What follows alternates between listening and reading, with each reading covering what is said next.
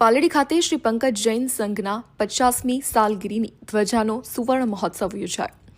પંકજ જૈન સંઘના અધિપતિ શ્રી સંભવનાથ દાદાની અસીમ કૃપાથી 50મી સાલગીરીની ધ્વજા સુવર્ણ મહોત્સવનો પ્રારંભ 17 જાન્યુઆરી પોષ વદ 14ના શનિવારના રોજ શ્રી પંકજ જૈન સંઘના સ્થાપક પરમ પૂજ્ય આ શ્રી ભદ્રંકર સુરીશ્વરજી મહારાજના પ્રાશિષ્ય રત્ન પૂજ્ય બાપુજી મહારાજ સાહેબની ઉજ્જવલ પરંપરાના સંવાહક ગચ્છાધિપતિ પપ્પુ આશ્રી નર રત્ન સુરેશ્વરજી મહારાજ સાહેબની નિશ્ચામાં યોજાનાર છે।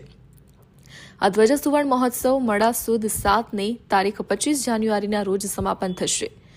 પંકજ જૈન સંઘના ટ્રસ્ટી શ્રી અશોકભાઈ જયંતિલાલ શાળ એ શ્રી પંકજ જૈન સંઘની 50મી સાલગીરીની ધ્વજા સુવર્ણ મહોત્સવ અંગે માહિતી આપતા જણાવ્યું કે 9 દિવસ ચાલનારા ધ્વજ સુવર્ણ મહોત્સવ દરમિયાન મહોત્સવના પ્રથમ દિવસે અર્થાત આજે 1008 જેટલા જૈન શ્રાવક અને શ્રાવિકા સામૂહિક આયમ બિલ તપ કરશે।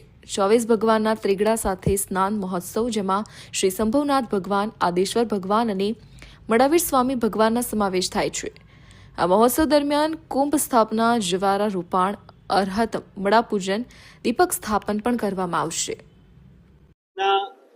પ્રમુખ શ્રી અશોકભાઈ જયંતિલાલ શાહ અને પંકજ જૈન સંઘના કાર્યકર્તા નીરવ શાહ રાજનગરના આંગણે પંકજ જૈન સંઘના આંગણે સંભવનાથ દાદાના જિનાલયની 50મી સાલગીરાના અનુસારમાં આ આખા એક મહોત્સવનું આયોજન કરવામાં આવ્યું છે।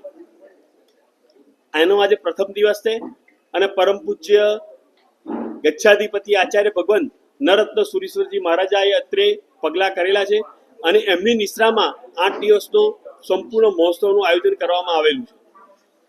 સૌ પ્રથમ આજે રાત્રે આપણી ભારતીય સંસ્કૃતિ અનુસાર લોક ડાયરો છે, ત્યારબાદ કાલે રવિવારે સવારે 24 તીર્થંકર પરમાત્માનું એક સાથે સ્નાત્ર મહોત્સવ કરવામાં આવશે।